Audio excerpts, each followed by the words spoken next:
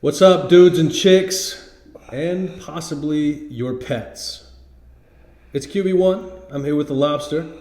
We had an AFC NFC Championship weekend. Supposed to be the most exciting weekend of the year. How excited are you?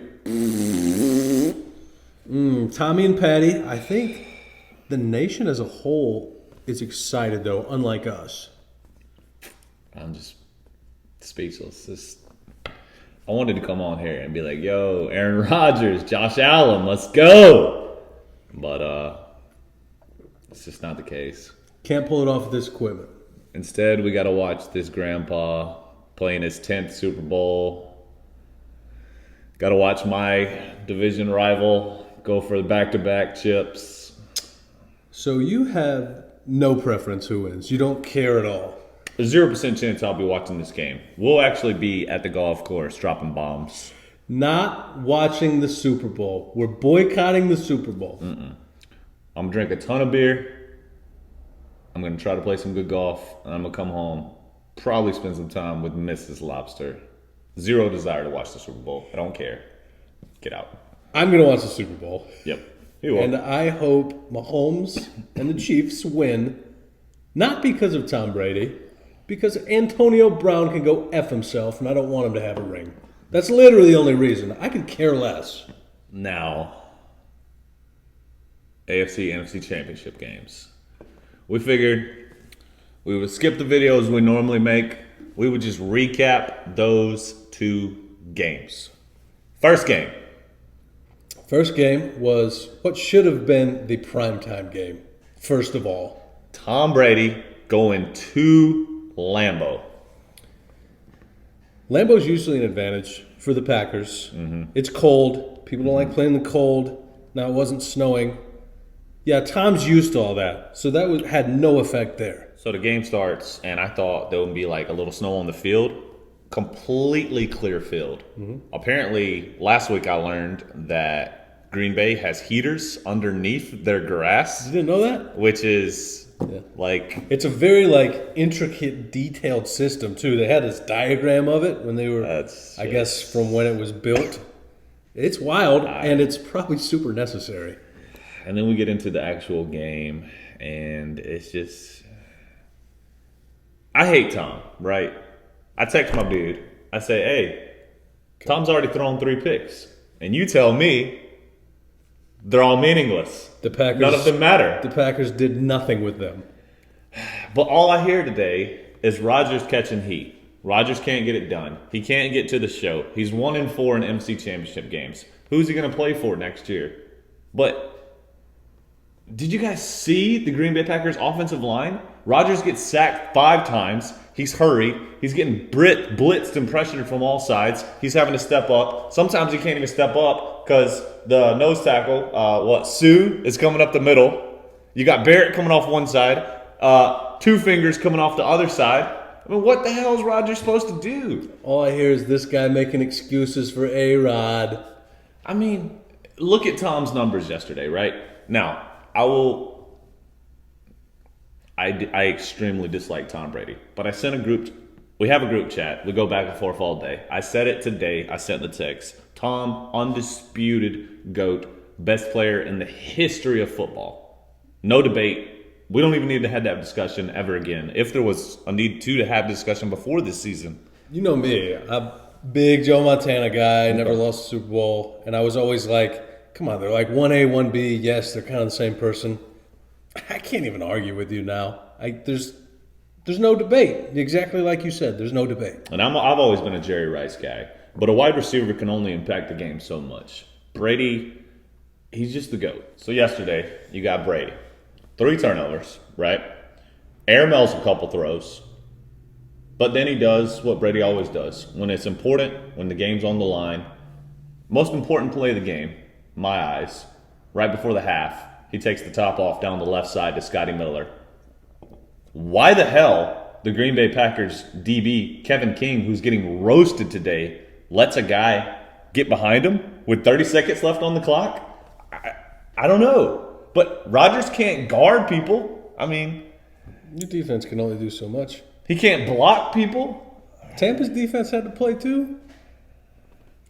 And guess what? On third down, before they kick the stupidest field goal I've ever seen in my life. I already know what you're going to say.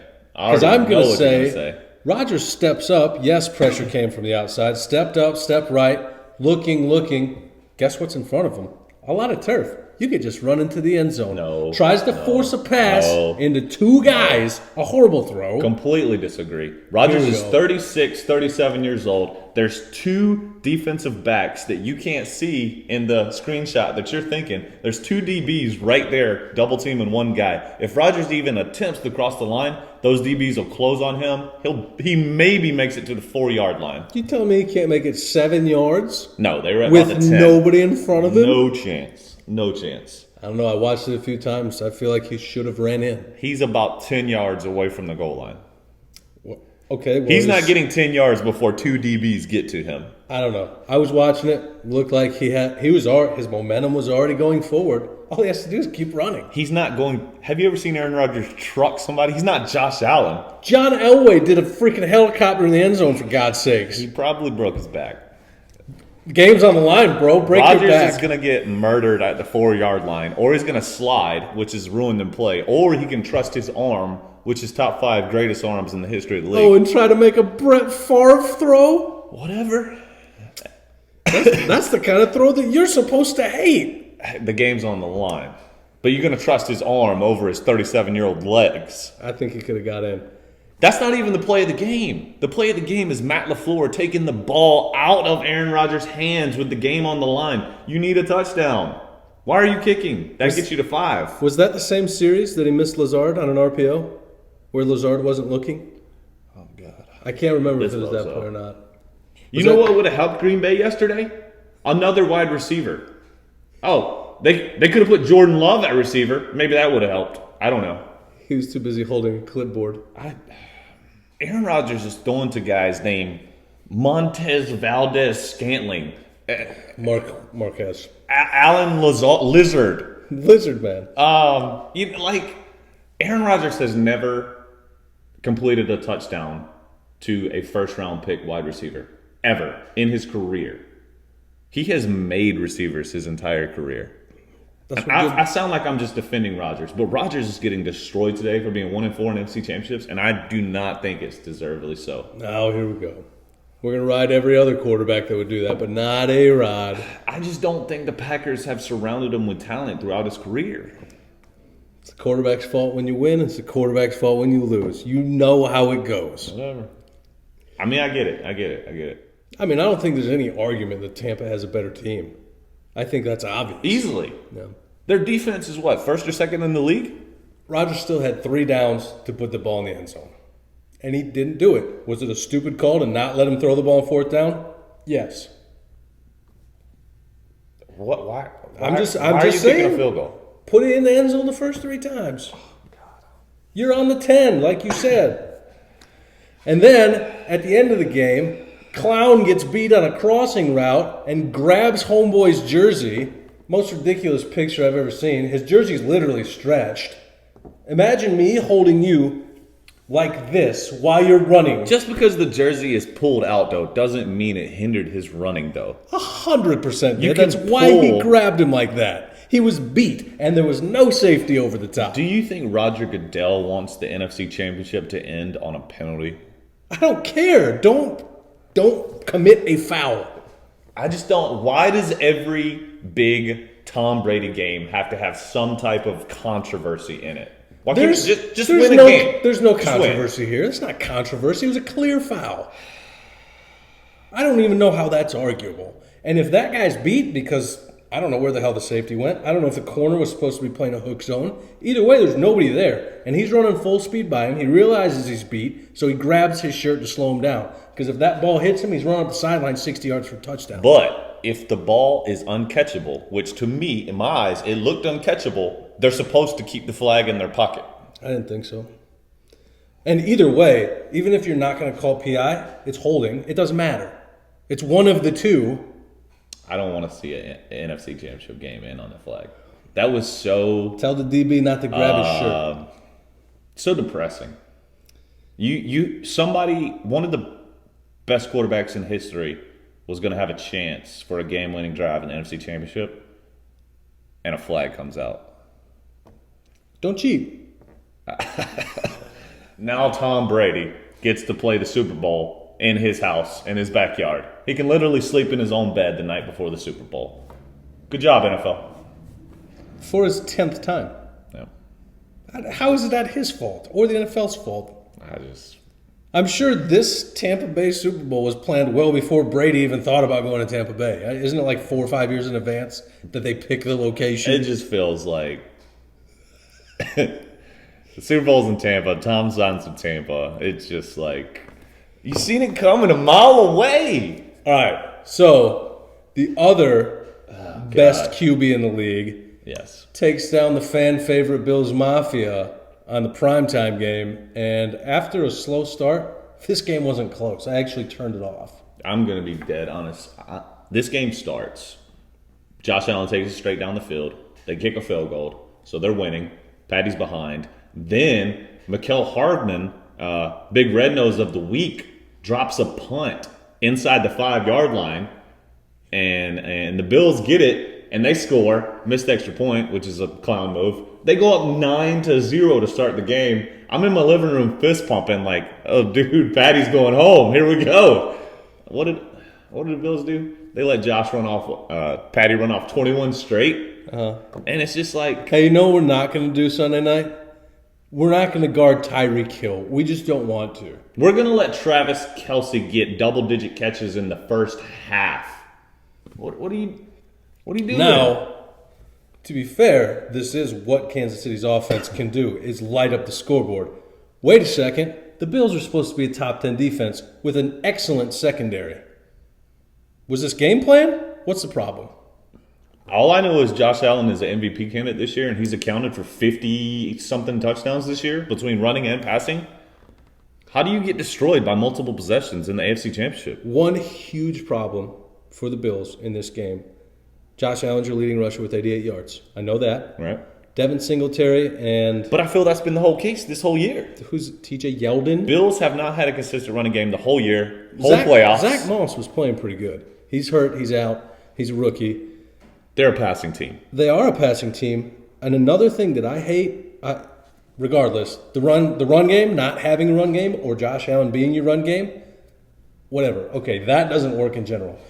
Josh Allen trucking into guys, this is some shit that Cam used to do, and you see what happened to Cam. He has got to stop doing that. And if I'm going to ride every other running quarterback's ass for getting hit, I got to ride Josh Allen's. I don't want to see Josh Allen running powers anymore.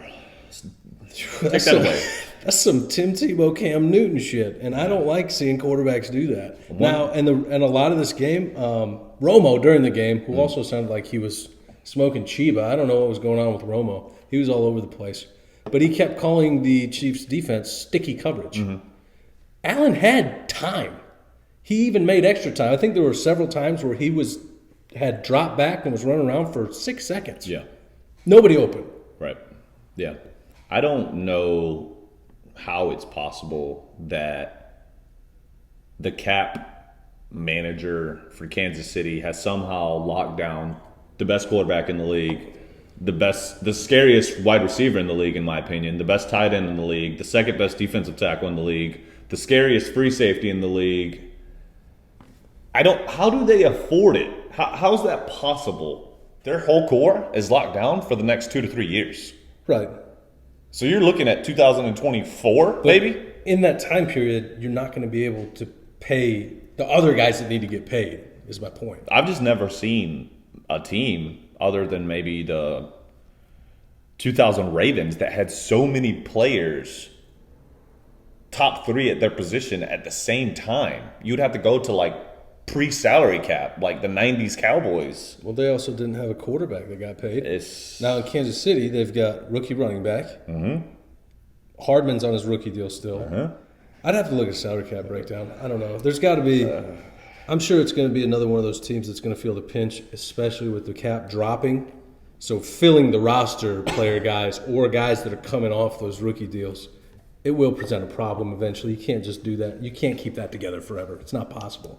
I just really thought that when the Bills got up 9-0, it was going to be a hell of a game, and I was going to stay up and watch the entire thing.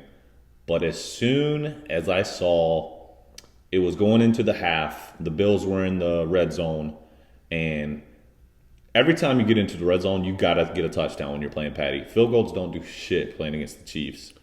You can't do anything conservative playing the Chiefs. It doesn't matter if you're beating them by 21. They will come back. They've been down in probably 10 plus games this year, come back in every single one. I don't know how to explain it.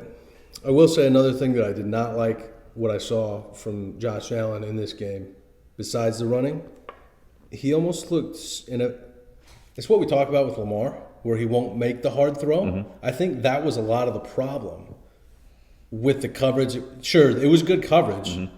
Throw the guy open.